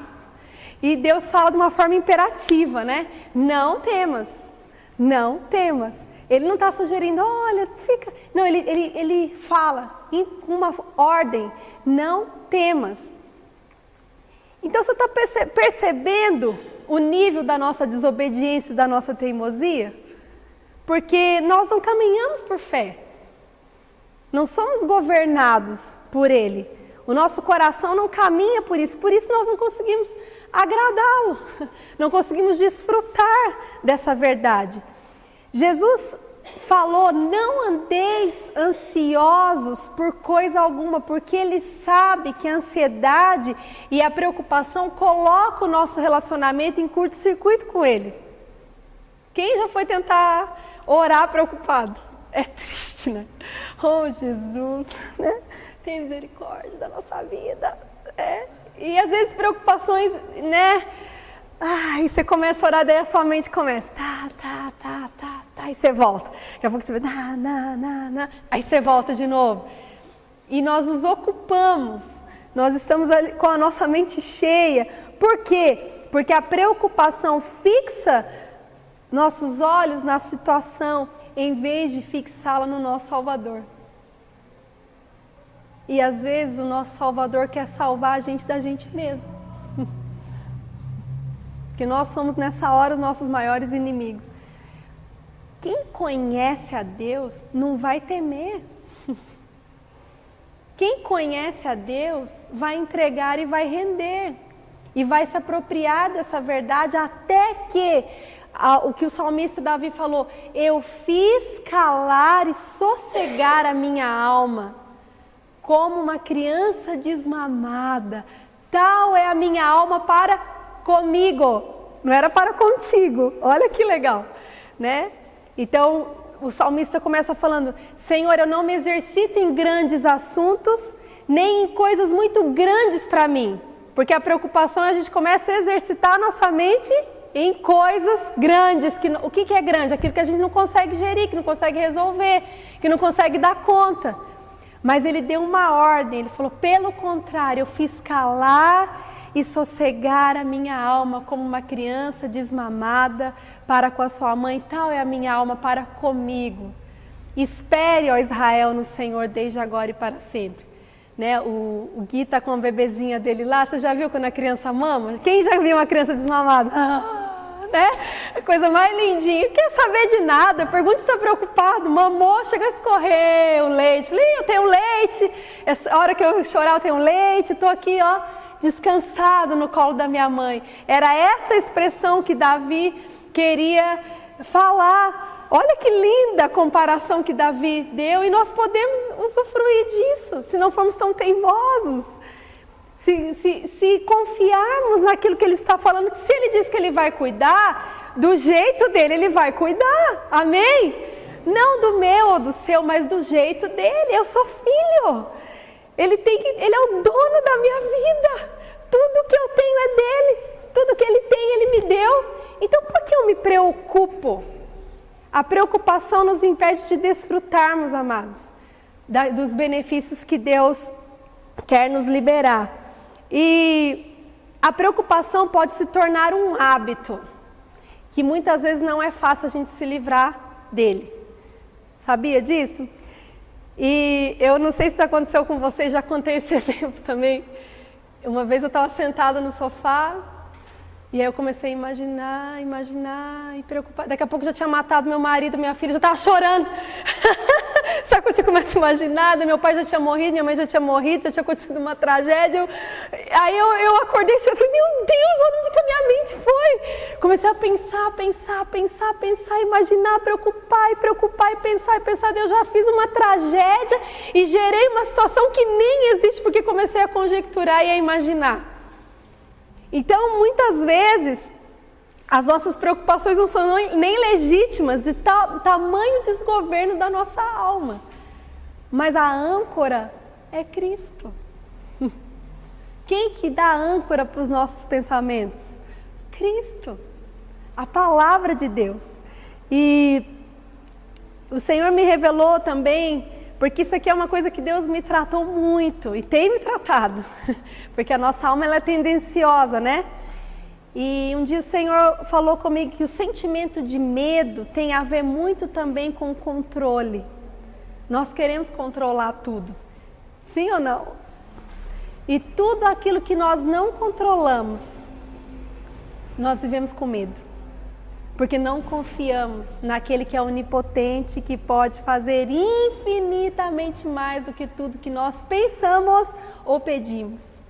Então, hoje as pessoas vivem atemorizadas por não possuir o controle nas mãos.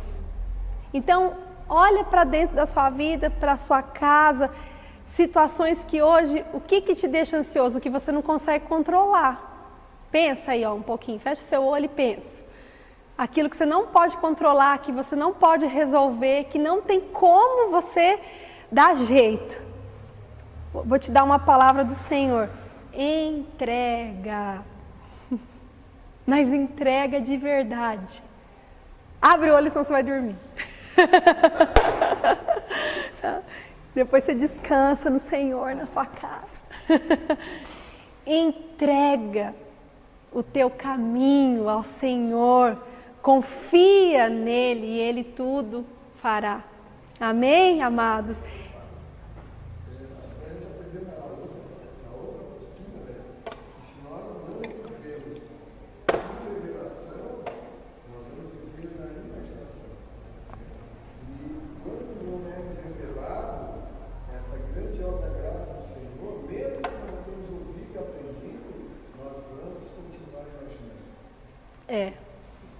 E a imaginação, ela só nos destrói, porque para que nós vamos ficar se a gente não acrescenta uma hora na nossa vida?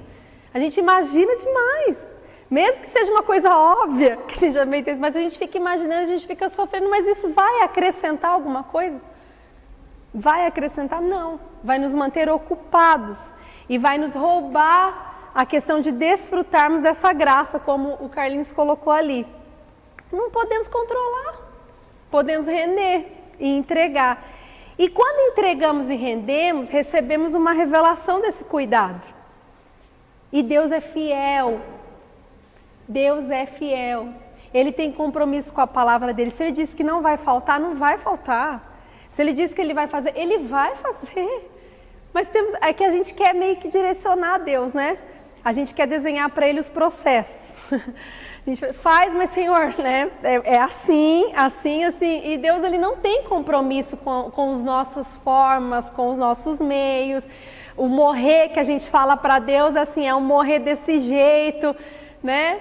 Como é que eu vou morrer? Lembra que o discípulo perguntou, o que te importa saber como é que ele vai morrer?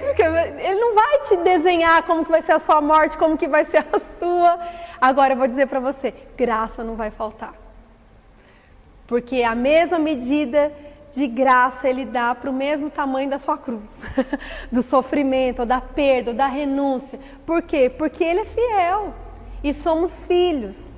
Então, se vivermos nessa realidade, queridos, viveremos felizes. Porque coisa triste é a gente viver preocupado e ansioso. Né? Sim ou não?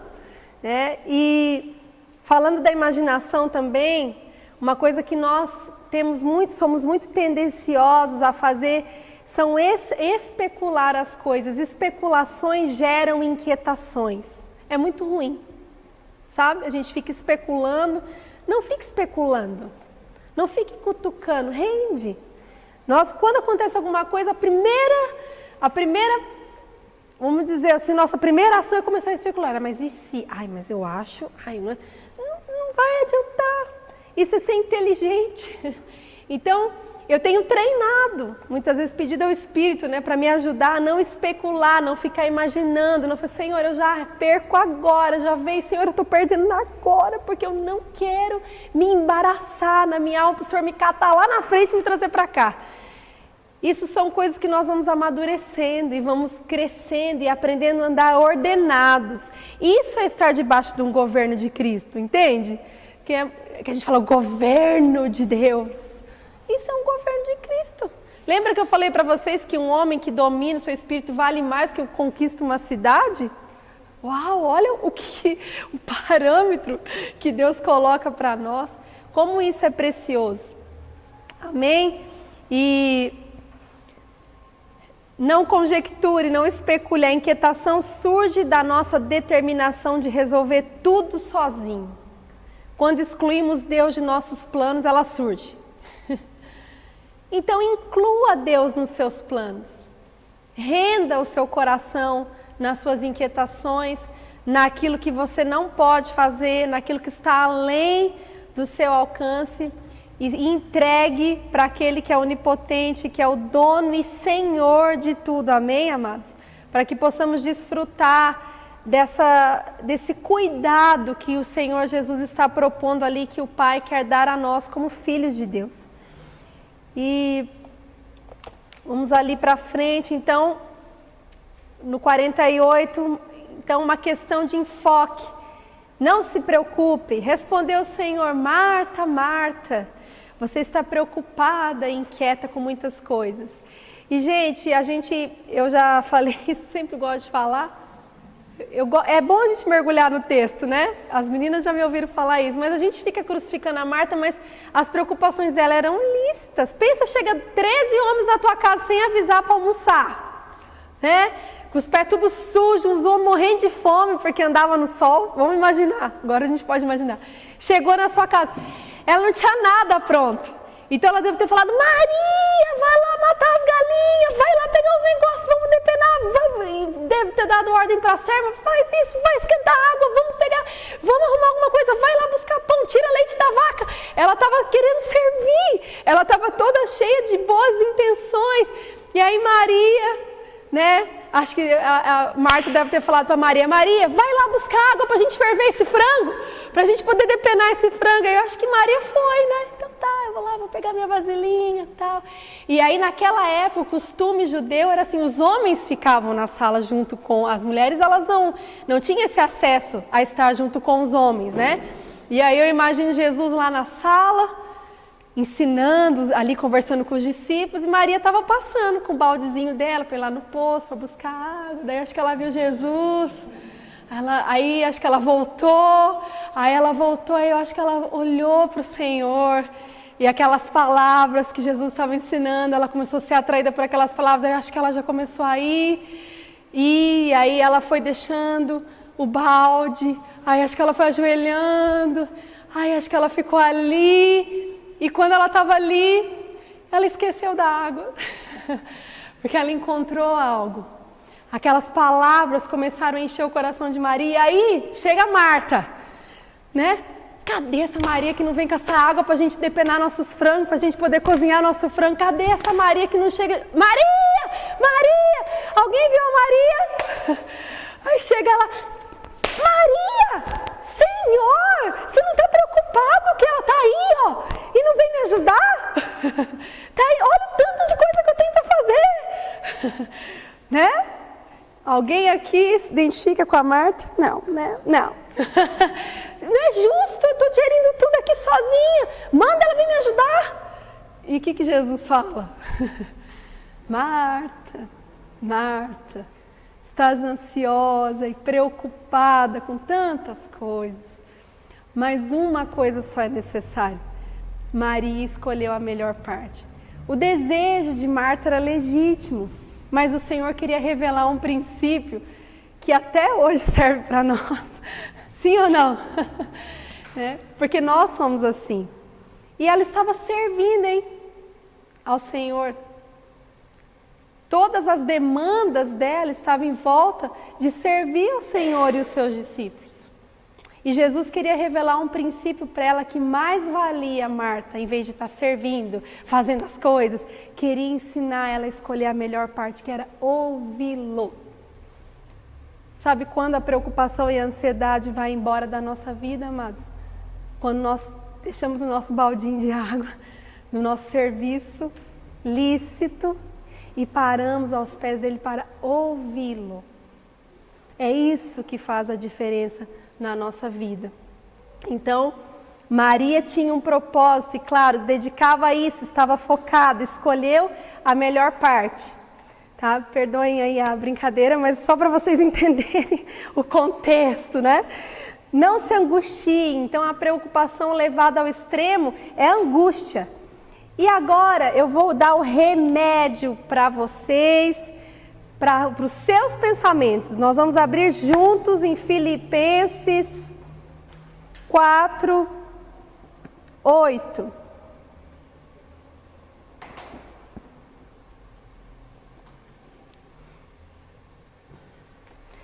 Vamos lá no 6. Todo mundo achou aí? Não andeis ansiosos por motivo algum. Pelo contrário, sejam todas as vossas solicitações declaradas na presença de Deus por meio de oração e súplicas com ações de graça. Um dia eu vou falar sobre as súplicas de ações de graça, que foi algo que o Senhor me revelou tremendo. E a paz de Deus, que ultrapassa todo entendimento, olha que lindo, guardará o vosso coração e os vossos pensamentos em Cristo Jesus. Concluindo, caros irmãos, então aqui, ó, no que você deve pensar? Olha aqui o remédio para a ansiedade. Tudo que for verdadeiro, tudo que for honesto, tudo que for justo, tudo que for puro, tudo que for amável, tudo que for de boa fama, se houver algo de excelente ou digno de louvor, nisso pensai. Esse é o filtro do Espírito. Veio um pensamento, você pensa assim, isso é verdade? Isso é honesto? Isso é justo? É puro? É amável? Tem boa fama? É digno de louvor? Esse pensamento enaltece a pessoa de Cristo, então eu vou aderir a ele. Que geralmente não acontece isso conosco. Esse é o filtro. Esse é o filtro da nossa obediência. Se vivermos essas preciosidades que Paulo declara ali, a nossa mente... isso para mim é estar governando debaixo da mente de Cristo. Para mim a mente de Cristo é essa. Eu tenho a mente de Cristo. A mente de Cristo pensa no que é verdadeiro, no que é honesto, no que é justo, no que é puro, no que é amável, no que tem boa fama, no que é excelente, no que é digno de louvor. Pronto, tranquilo. A mente de Cristo. É essa a mente. Esse é o padrão que, como filhos de Deus, nós temos que ter. Amém? Continuando ali, então é uma questão de valores. Estamos falando ali de Mateus, né? 6, de 25 a 34, a vida vale mais que comida. Lá no 5, se Deus te deu a vida, te negará o necessário para sustentá-la? Não, né, gente? É Deus quem cuida de nós, o corpo vale mais que a roupa. Deus se encarregará de nos dar o suficiente para cobrir e vestir. Lá no 6, os não cristãos se preocupam por todas essas coisas. Vivem uma cultura diferente, pensam apenas no passageiro, no terreno. Toda a sua vida se reduz a comer, beber e vestir. Sim, né? Dedicam todo o seu tempo a pensar nessas coisas, discutir e argumentar sobre elas. Não é isso que a palavra está propondo que nós devemos pensar. Amém, queridos? 49. O ser humano vale mais do que as aves. Diga aí para a pessoa que está do seu lado, você vale mais que passarinho. Você vale mais que passarinhos, você que está online.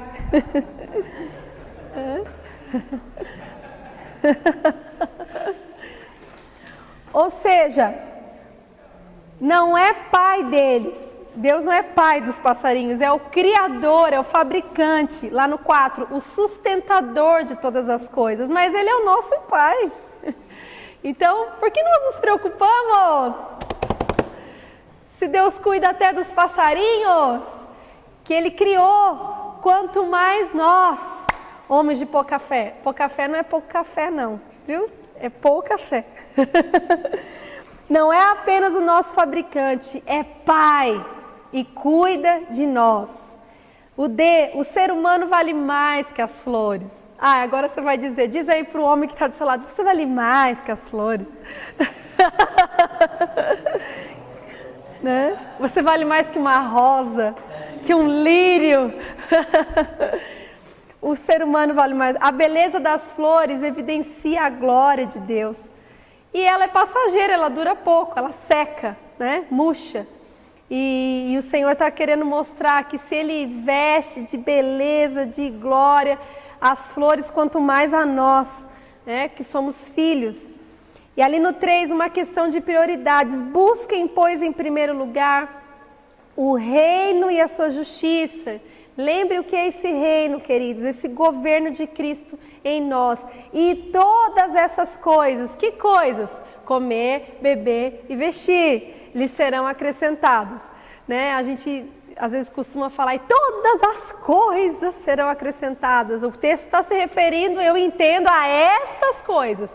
Não é o carro, ou o luxo, a viagem, né? Que às vezes o Senhor vai suprir as nossas necessidades. Aquilo que vem de acréscimo, glória a Deus.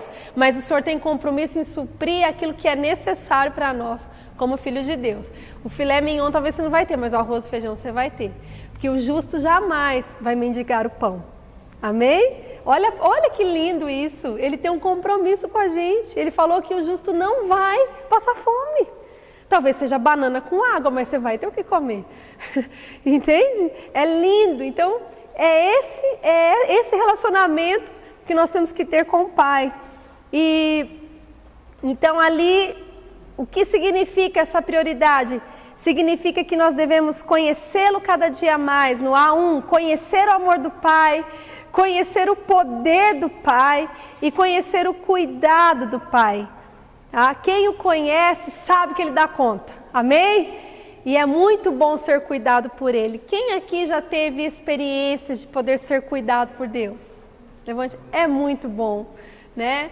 A Fátima uma vez me contou de uma pessoa que tinha acabado de aceitar Jesus e estava com fome, não sei se era isso, e pediu uma coxinha. Você acredita que caiu uma coxinha?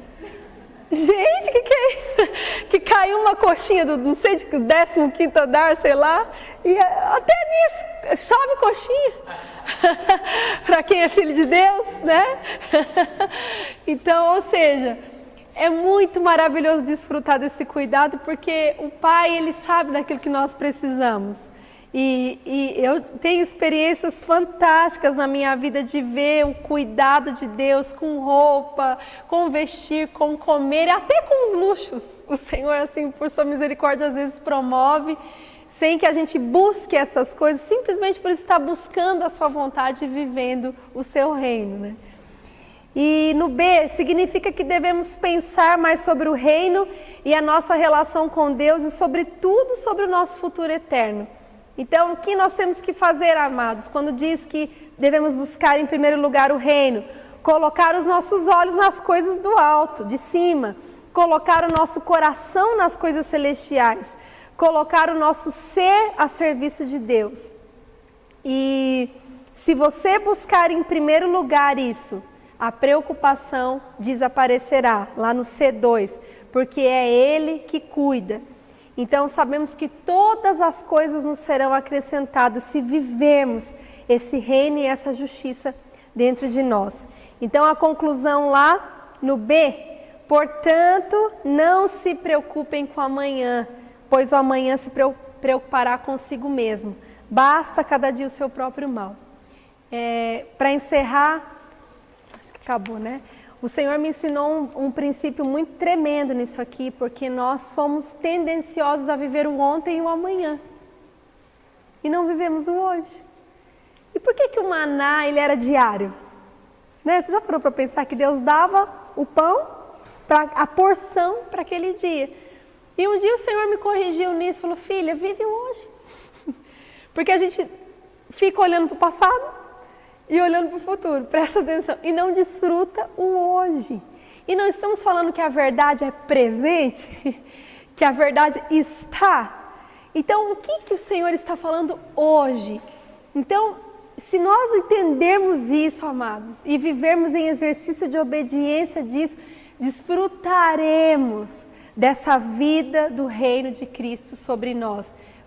Deixa que o amanhã vai cuidar. Nós não sabemos nem se nós vamos estar vivos amanhã, se você vai estar aqui. E se Jesus volta? Me preocupei à toa. E se for arrebatado? Não sabemos nada. E o que foi, passou. E hoje, vamos aprender a viver o hoje. Porque o pão e a provisão é para hoje. Amém? Temos as promessas firmadas para o futuro, que estamos agarradas nela em Cristo, mas temos a realidade de Cristo para o hoje. E vamos desfrutar dessa verdade em nome de Jesus. Amém? Obrigada. Até a próxima.